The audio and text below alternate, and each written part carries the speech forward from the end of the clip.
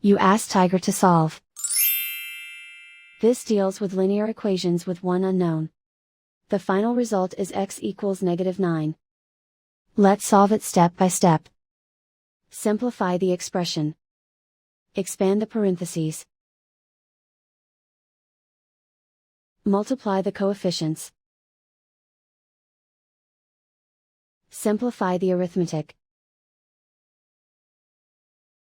Group like terms. Simplify the arithmetic.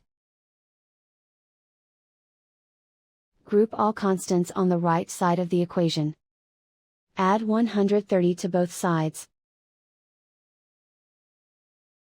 Simplify the arithmetic.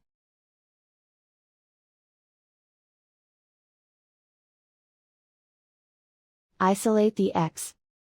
Divide both sides by -40. Cancel out the negatives. Simplify the fraction.